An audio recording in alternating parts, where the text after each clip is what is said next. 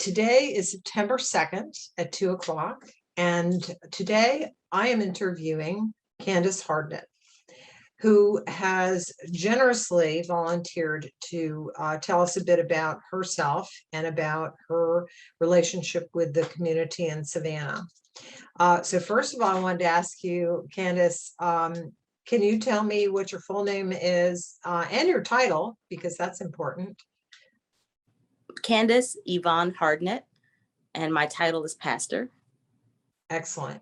And how do you identify yourself? I am bisexual. I am in a monogamous relationship with a woman, however. Great. And what pronouns do you prefer to use for yourself? She, her. Okay, excellent. Thanks. Now tell me, where were you born? I was born in Fauquier County, Virginia. Warrington, and when did you, to be exact. Where? Warrington is the town name. Oh, cool. And when did you move to Savannah? I moved to Savannah in 2008, the end of 2008. Wow. So that's about 13 years ago. Just about. Excellent. Yeah. So what brought you to Savannah? We were, my wife and I, as well as our oldest daughter, wanted to start a church here in Savannah, an affirming church for all people. Now, what made you feel called? Did you know people here in Savannah? Honestly, no. We knew one person here, and her name is Dana. And we were in San Diego, and we felt called by God to come we felt called to go and find a place to plant a church. And so as we were praying about it, we did take a trip to Savannah, just and nothing for for the church or anything, but just a visit.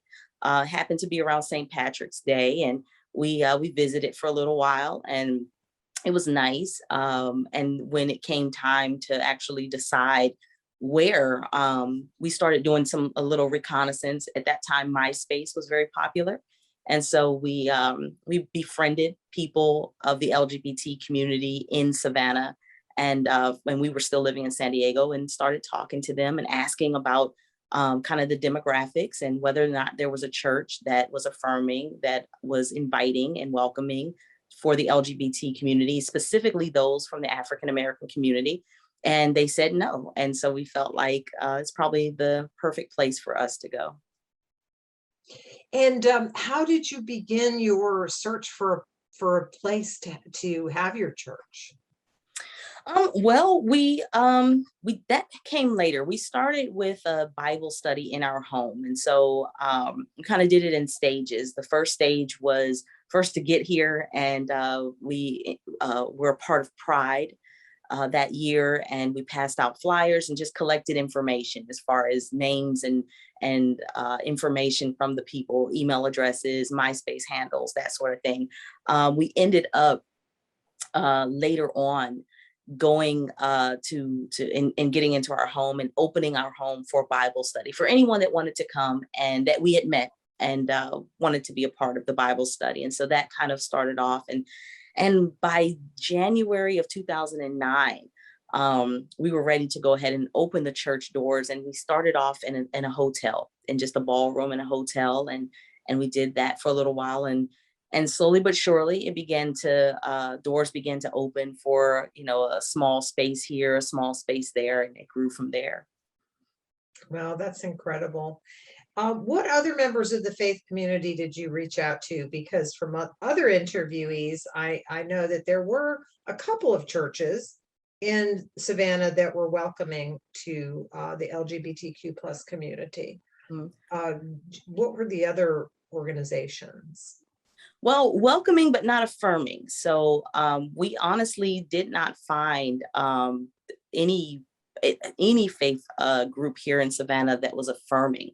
And what I mean by affirming is would ordain and license members of the LGBT community into leadership roles, would also marry. And at that time, marriage was not legal, but would perform like a holy union for LGBT couples and do so inside the church building. So that was non-existent, and especially, and I think the key was for the, and I think there was maybe a Lutheran church, if I'm not mistaken, Reverend Schulte's church was, but he wasn't non-denominational, and he wasn't African American focused, and so the key was, something for the African American community. I know that the Episcopal Church has been open and affirming for a little while.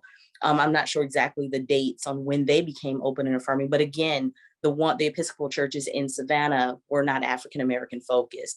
I know that Asbury Memorial was welcoming at the time. They are affirming now, but they were not. They were only welcoming. They were not affirming, and they did not have an African American focus. And so there was definitely a need for the African American community to have a place of worship that would cater to their specific needs as far as worship service were, far as what a worship service would look like for them. So that brings me to a question I have also about the dividing lines racially in the faith community. It seems like those are underscored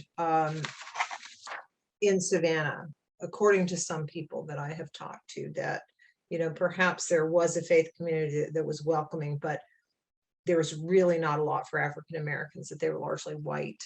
And so there was definitely some sort of segregation in the faith community in Savannah when you arrived in 2008. Yeah, absolutely. And I think that's kind of the norm in the South, especially, just everywhere. And for multiple reasons. The Black church was birthed out of the need for a safe space for African American people. And because of that, it became its own entity as far as the style of worship that African Americans tend to gravitate towards. And of course, these are generalizations. These aren't, across the board. Everybody, of course, does not prescribe, but African American services tend to have different music. And the way in the charismatic feel is in freedom of worship is a little bit different than that of a typical white church. And so, yeah, none of the other churches had that flavor. And far as I knew, and far as I even know now, I don't think any of the other churches even had African American leadership. And so it wasn't even a church scenario or situation where, well, maybe we don't have the African American flavor, so to speak, or maybe we don't do the African American songs and the traditional songs that African Americans may relate to, but we do incorporate African Americans in our leadership. And we do have African Americans that are participating in our services in a role that's more than just coming and sitting in the pew. That was not, and that's important in building a congregation of any sort, organization of any sort, that the leadership of that organization will mirror that which you're attracting to the organization. So, yeah. Well, since 2009, when you really kind of officially got going, how much do you think that has changed in Savannah? Just looking around you and the contacts that you have with other people of faith and other leadership, would you say that that has changed markedly? no. I would say, like I said, the change that I do see is that Asbury Memorial has become affirming since, but I don't see that they have incorporated more African Americans or leadership or anything like that into the mix. I see that they've changed as far as affirming LGBT people as a whole, but not moving towards integrating the church to be someplace that an African American person would gravitate towards, or typically. Mm-hmm. Yeah, so And I don't know that that's even possible. Yeah, I mean, I think looking from the outside, I would see definitely stylistic differences, certainly the way worship is conducted. And probably also some doctrinal kinds of differences which exist between denominations in the Protestant faiths, etc. Not to mention all of the doctrinal differences with Catholics and, people of Islam and the Jewish faith. So yeah, I mean, that's a big can of worms to get into, but I definitely see your point and I take your point. So, segueing a little bit back into the LGBTQ plus community, as you came in, you were an openly gay couple, would you say? An Oh yeah. openly married couple? Yes, absolutely. How was that received? Did you feel a difference in how you were received in Virginia or in California versus how you were received in Savannah?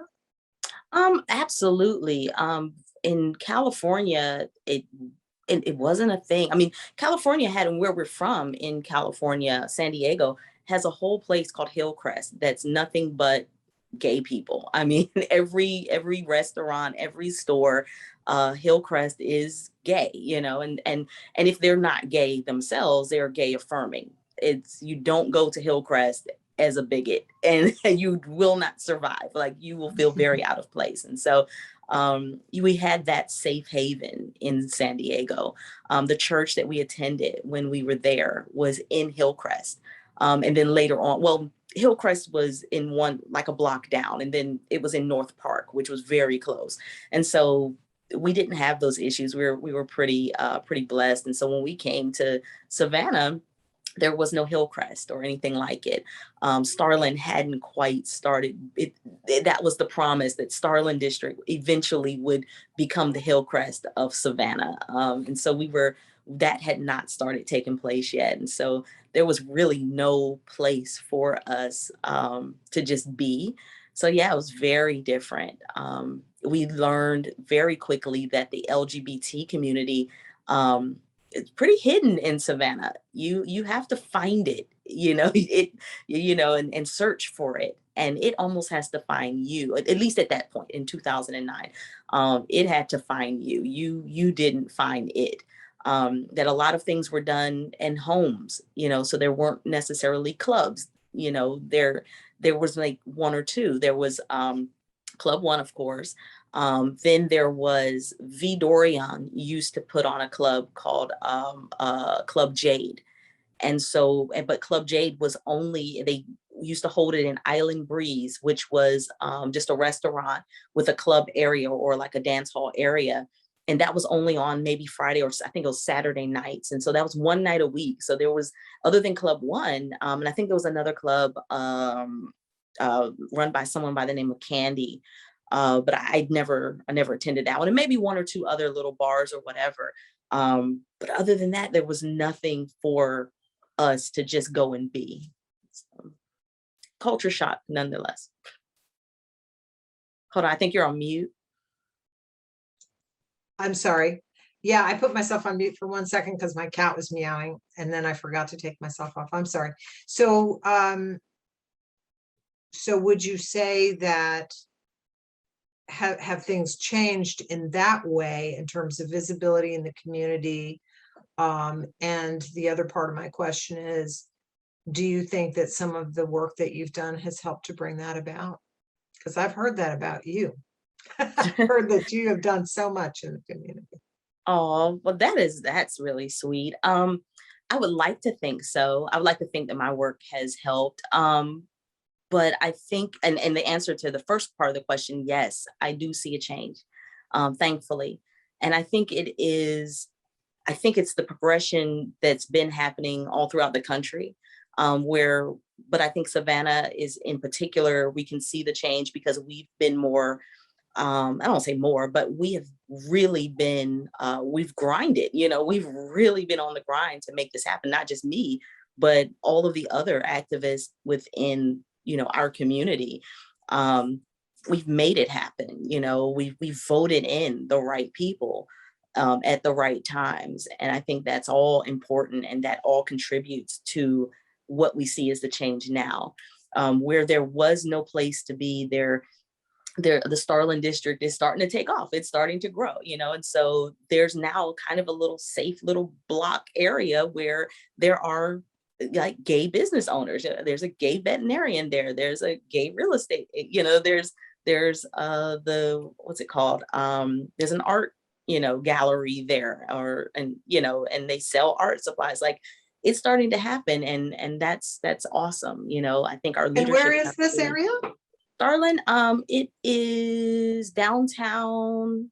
Goodness, and I don't frequent there a lot. It's downtown, in the historic district, I believe, or right before the historic district. It's the Starland district, and there are a lot of people that are LGBT friendly and LGBT that are right there. So businesses, restaurants, right there. So that's amazing. mhm. So, and when you came into town, how did you ally yourself with the larger community? Did you want to get involved with the community at large, or did you want to get involved with African American lesbians, for instance, or bisexuals? What was your kind of entree into the larger community? Oh yeah, the community at large. At the end of the day, and the blessing is that me and my wife, we're two different people. A lot of times people think we're, I guess because we're married, that we are the same when it comes to things. And not to say we're polar opposites on a lot, but we differ. And so the cool thing was, where my focus was the LGBT community at large, my wife's focus has been the African American community at large. And so, so we and then we come together when things can be brought together, that makes sense to bring the two communities together in some way. And so that's just been a blessing in itself, because I focus on what's my lane and she focuses on her lane, and we meet in the middle. I think it's important for both of us to that LGBT, and she's a huge LGBT activist. That's important to her, obviously. And it's important, obviously, for me that African American people are treated justly, but it's not my main focus. LGBT as a whole is. So for me personally, it was, let's get in and see what the community needs as a whole, and then see how we can help and what we can do. And what were some of the things that you did in terms of community organizing, and what part did you play in some of the already existing organizations? Yeah. So when we first came, one of the first things, a guy by the name of Kieran Daly was hurt really badly. It was a gay bashing in near Johnson Square, I believe it was. And I believe this was 2009, if I'm not mistaken. And they beat him. It was actually two Marines from, I guess they were from Buford or whatever. They say he wrote, looked at them a certain way or whatever, and they took offense to it and they beat him up and hurt him very, very badly. And of course, the gay community was in an uproar. And that was like the first thing I ever did. I spoke as, I went to Johnson Square. We did a rally, and I spoke out against the injustice. I honestly had just gotten out of the Marine Corps. I EAS'd. In fact, I was technically still Marine at the time, to be honest. I had inactive duty to do so, but I did my 5 in, and then I was free to be a civilian, basically. But if they ever needed me back, I was a Marine until I was I'm still a Marine, but I was inactive until 2011. So I was still a Marine. And I spoke out against the brutal treatment of Karen Daly. And that was the first thing. Soon after that, we did the Queer Power March. The Queer Power March was run by, what was his name? Jesse, I want to say was his, I can't remember his name. Any case, him and another, it was like these were young people. And I remember I saw the flyer for it in a Panera Bread. Was it Panera? One of the, like Panera Bread type places. And I saw the flyer, and I'm like, I think we need to be involved in this. And so we contacted them. They needed help. They needed help organizing. They were like, please, we're meeting at Gallery Espresso. We went to Gallery Espresso. We met them. We all sat around. I think Mark Krieger was there. A couple other folks were there, and we started putting the ball together to do the Queer Power March. And we marched from, gosh, I don't even remember where we marched to from, but we marched to Harris Square, where we had a rally, and we had invited in some folks from California, even Evelyn Thomas and another young sailor that they were a part of an organization that advocated for don't ask, don't tell, and so on and so forth. And so we brought them in, and we just we marched, we screamed, we hollered, and that was something. We've picketed on City Hall for our domestic partnership rights for our city workers. We gosh, I mean, there's so much. Before marriage equality, well, that was City Hall. I mean, when marriage equality was passed, I mean, we did a rally then. There was so much. I mean, our non-discrimination ordinance. We went to City Hall several times here in Savannah to get our ordinance put into place, because we realized we had absolutely no city protection, no ordinance against hurting us and and discriminating against us. And so, yeah, we've done quite a bit. Yeah, it sounds like it. So what about the issues that you identified then, when you came, say 2008? I'm sure you identified some of the issues, ticking them off in your head, big ticket items for you as a woman of color, as a woman who is bisexual, and work towards addressing a lot of the injustices that you found. What do you think are the most important things that you're working on right now? Are they some of the same things or different? I would say they're different. I think if I think back to when we first got here, a lot of the work had to do with marriage equality, don't ask, don't tell, that sort of thing. To be honest, my personal focus has changed quite recently to trans women. And I've come to the knowledge and the understanding that if I don't help to advocate, if I advocate for our trans community, since the trans community, first of all, they literally are the least of us as far as numbers are concerned. As far as, we make up maybe the gay, lesbian community, we are 9 or 10% of the community or the population as a whole. Trans people are like 1%. And so they're not a big group.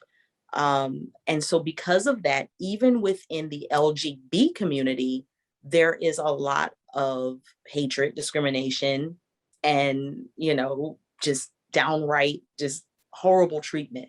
And our African-American sisters, especially our African-American trans sisters, especially, are being killed at record numbers all throughout the country. And trans people in general are being killed in record numbers, disproportionate to who they are in our population. And I realized that if they are brought up and get equality, we will too. It's impossible for us not to, because they are so stigmatized, that if we remove the stigma from them, that it also, it liberates everyone else attached to them. So that's been my personal focus, to try to help empower the trans community, and to educate regarding the trans community, so that we can stop the discrimination and transphobia that's been so just vehement towards our trans community, our trans women especially. Do you have a formal nonprofit dedicated to transgender rights, such as we have here in Atlanta? There's one called La Gender that I've certainly been a friend of for many years in the work that I used to do. And Dee Dee Chambly is the has been the executive director for a long time. But so you really don't have anything like that down in Savannah? Because I think that these groups of transgendered people here in Atlanta have been so vocal, especially working with the churches, who have really turned their back, especially on transgendered people. And so, I mean, that's one thing that I think if there were a formal organization, that might be more helpful to you, because I'm sure you struggle to help individuals get them into your organization and see what can be done to hook them up with services and such.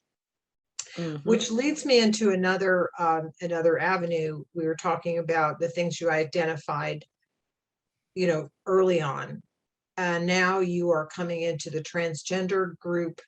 What other groups do you think require more advocacy now? Intersex people know nothing. They think they're the same. They think that intersex people are transgender people, and it's just not the case at all. And they are really ignored. I You're talking mean, about gender fluidity, no, intersex. gender fluid people, or I'm No, sorry, if you would share the definition of that with me, that would be helpful for me. sure. The medical term, which is now a derogatory term for just basic use, is hermaphrodite. And so intersex people are people that, and there's multiple different ways to be intersex, of course, but these are typically people who have ambiguous genitalia that may or may not be male or female or both. And so, and even chromosomes, they're a third gender, really.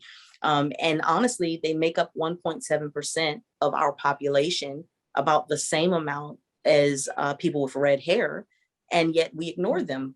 And we make it like it's this, well, it's a small percentage. It's a small percentage, but so are redheads, but we know who they are, and so, yeah, intersex people don't get nearly as much, there's no education, there's no, that I think they should. They kind of do and don't fall into our community. They do, because I believe LGBTQ, and the I is intersex, IA plus incorporates all of the sexual minorities, of our nation, or of our world, our society. But at the same time, like, literally, it's almost like we skip over, and we don't even give. They may or may not be gay or lesbian. They may or may not be, and it's on them to even teach us and to tell us, like, what's up. Like, we can't make that determination for these people, and they don't get any advocacy. So, well, you've taught me a lot, because I was not aware of those statistics. But that's a really interesting take on it. So that would tend to really broaden the definition of LGBTQ plus even more so. And the bad thing about it is, and just to add on to it, and why I believe they need advocacy, a lot of people don't even know they're intersex until later in life, and they then come into the knowledge of their intersex identity, because doctors make or used to at least make parents decide at birth, a lot of times, what, if there's ambiguous genitalia, what they're going to do about it. And so they will literally perform surgery on babies to make them right, or make them normal. And then that child is expected to be raised at whatever gender the parent chose. Most of the time it's based on, which one are they most like, like, what do we see here? Is it easier to make this genitalia a penis, or is it easier to make it a vagina?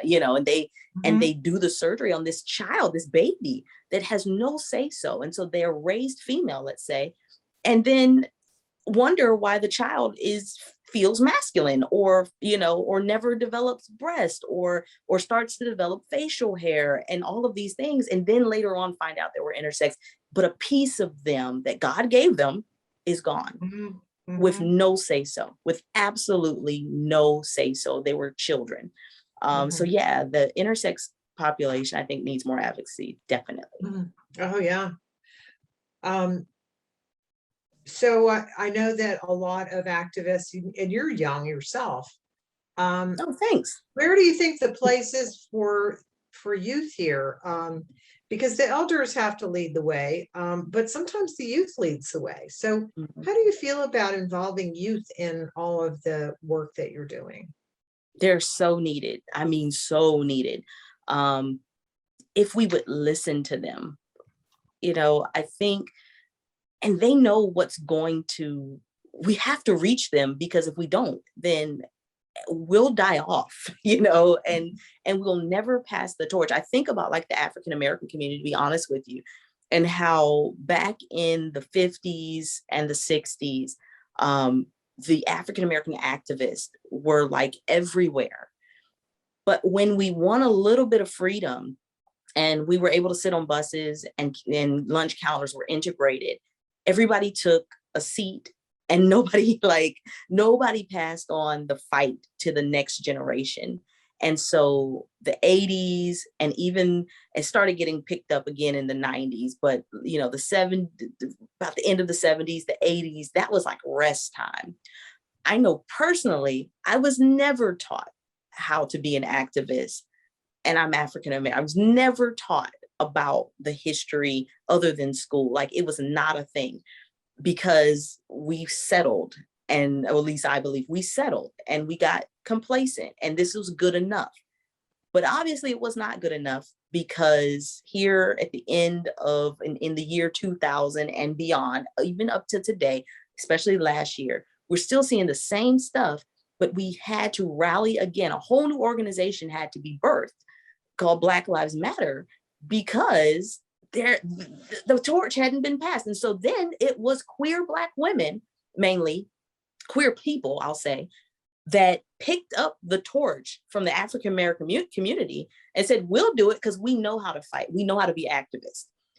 But where was the African? And so then the African American community had to learn again how to be activists, and had to teach others how to be activists, when we could have just kept the ball rolling. Same thing in our communities. We're going to do the same exact thing. We've won Don't Ask, Don't Tell. We've won marriage equality. We've won, DOMA. So now we've sat down. It's like, okay, we're done, but we're not done. And it will be even more prevalent in another 20 years, just how not done we were.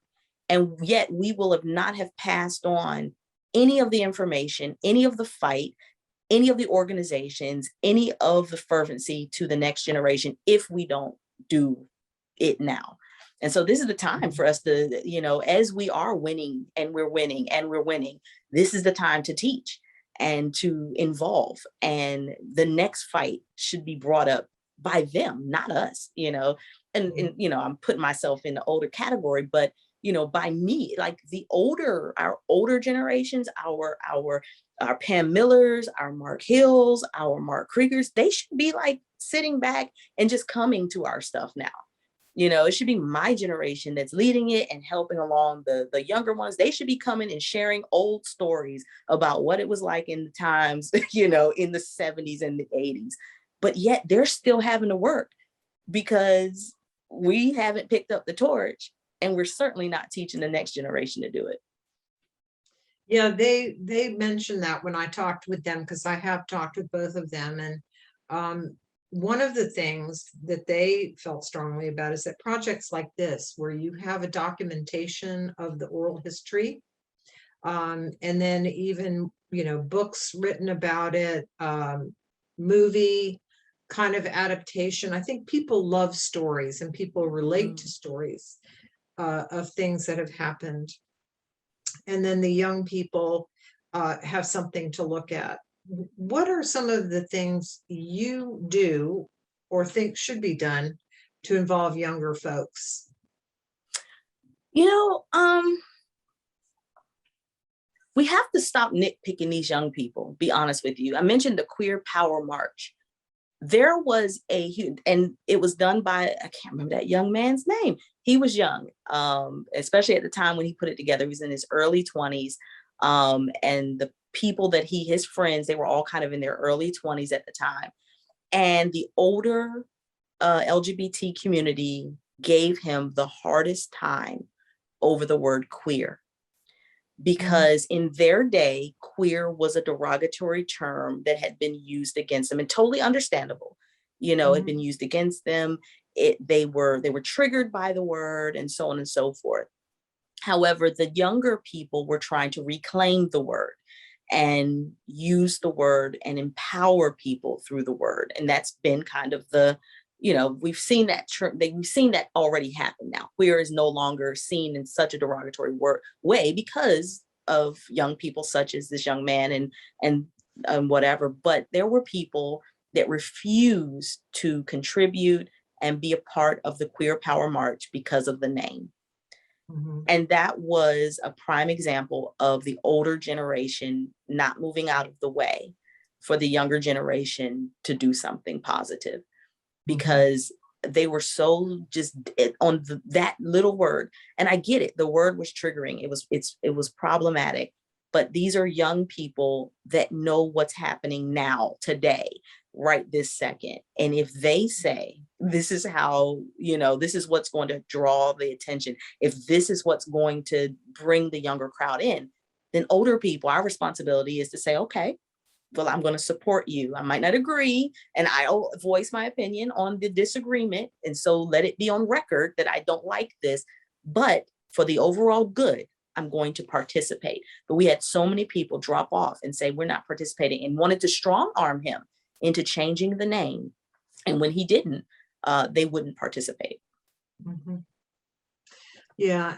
And that's something that's also been alluded to somewhat, is that there have been factionalism and cliquishness in the Savannah LGBTQ community and the grassroots organizations that formed as a result, that, you know, a lot of people, you know, had personality problems with one another or represented different interest groups that they felt should take more precedence over others. So, you know, one of the old statements from the old work I used to do is the people united can never be defeated. And I think setting aside those kinds of differences is really important if you want to make anything happen. I also want to touch on something that I'm sure you're very involved in right now, is younger people and voting. The right to vote is a huge issue in Georgia right now. How involved are you and the community and the LGBTQ plus community involved in the Voters' Rights Initiative? I did at the beginning, a couple months ago, I did a voters rights virtual rally and push for the LGBTQ community to exercise our right to vote and to not allow our rights to be to sit on the wayside. And so I did that right after, I want to say it was right after they passed the discriminatory laws, the voter suppression laws that they passed here in Georgia. In fact, it was right after, it was a response to that, matter of fact. I try to be very instrumental in pushing the vote. I think I don't involve politics or partisan politics over the pulpit at all. Even though I'm pretty sure 99% of my congregation probably votes the same way, and probably the same way as I do. I just don't feel that is my job to, especially over the pulpit, tell someone how to vote. It's a separation of church and state for me. But at the same time, I do think it is my job to encourage people to vote, no matter how they vote. And so our church is very instrumental in advocating every election season for educating, making sure that you know your voting poll, understanding who your candidates are and what they stand for, educating, and if they have questions, they can certainly come to me, you know, making sure our people get out there and vote, and encouraging. And we've even run drawings for, you know, fire tablets. Everybody that has a sticker that says they voted, you know, is entered into the drawing. We'll pick a name, we'll pick a sticker, whoever it is wins $100 gift certificate, you know, like stuff like that, because it is so important for us that our people exercise that right. somebody died for that right. Yeah, yeah, I can relate to that on a number of levels. Mm. Um, you know, talking about dying, I don't think we've touched on the AIDS crisis, and that's something that is dear to my heart as I worked in HIV for so many years. But how big of a problem is HIV perceived as in Savannah? Would you say there's still a consciousness about HIV? Oh yeah, absolutely, very much so. Um, Matter of fact, we just I literally okay. So Tybee Equality Fest just honored Mark Douglas from my brother's home. My brother's home's been gone for quite some many years now, but that was a 501c3 organization that was specifically directed towards our African American community to help advocate for HIV testing. They would test, they would counsel, they would offer support and various other advocacy there through their office, and they lost funding. But Mark Douglas, they just honored him back at the beginning of the summer on Tybee Island. And what was I saying? Pam Miller was there, a couple other, the mayor was there. So yeah, we definitely, Mark Hill was there. As far as HIV AIDS, it's still very much on the radar. It is still very much important. Matter of fact, Georgia Equality just asked me to do, and I did a video for August 29th, which is it's National Faith HIV AIDS Awareness Day, and to help broadcast that we should end the epidemic, and also in the stigma around getting tested and around knowing your status and sharing your status with people. I had a young lady from part of our church who felt uncomfortable going to one of the I can't remember now exactly what organization, and probably it is best because we're on record, but one of the organizations that caters to our HIV AIDS patients here in Savannah does not have, according to her, and I've heard it from another source, that have the most privacy. They don't care about HIPAA, obviously, and they're messy, and she refused to go and get treatment because she did not want to face and deal with them, the people that work there, and she didn't want her business all over Savannah. And apparently what has happened within the African American community in particular is that those that come in, it becomes a thing, it becomes talk, that so and so came into our office today, or whatever. And she ended up almost dying. She ended up really deteriorating over the course of however many months that she was feeling that she couldn't be treated. And it was that, and we're still working on that, because no one should go without treatment because they are afraid or don't want to deal with discrimination, or don't want to deal with people talking about them and spreading gossip about them. I didn't like that at all. And we're still working on alleviating and fixing that problem. Yeah, I think part of the thing that I was so concerned about at the beginning was, when you regionalize services, say in the state of Georgia, you make people go to the closest place. And the closest place is not always the most comfortable place. And some people don't mind driving a few hours and going to another place where not everybody knows everybody. Right. And, that's going to be a hard thing to combat when you're in your own community, and a lot of people. And in many ways, Savannah is still a small town. So I can Very see that small. would be huge, huge Yep. issue. Yeah. So, one would imagine that given the pandemic and the number of cases overwhelming the healthcare system right now, that poor folks with HIV have felt like they're kind of in a backseat, Yeah. that it's really, really tough. And it's tough to advocate for funding, when there's so much being diverted in other directions. Mhm.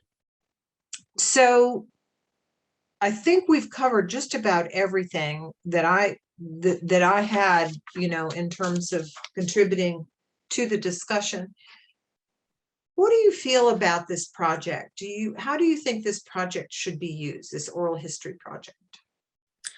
I mean, I think it's awesome for the archives to have an oral history for people that may do studies later, college students that may need statistics, um, or even 200 years from now when someone wants to know what it was like for, for research for a book or some type of documentary. I mean, I think this is awesome. I think it's very much needed. Um, I really wish that this was something that would have happened even 40 years ago, maybe, because it would benefit me today to hear from people from 40 years or even 20 years ago. Um, I think this is something that should be done, every decade or so, or more, maybe. I know it's a huge project, maybe every 25 years, maybe, that this is done so that we have a history of the progression.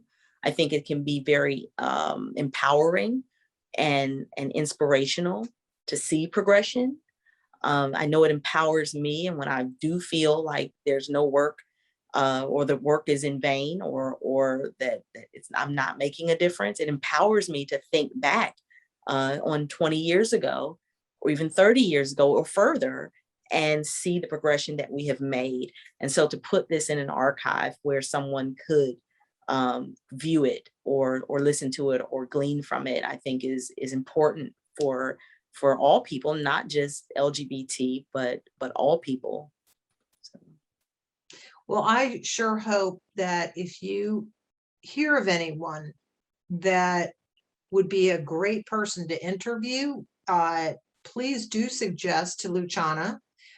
You've got all the contacts for the office, because I love good stories, and I think people would love to listen to, especially older folks that have been through so much and people who have successfully advocated.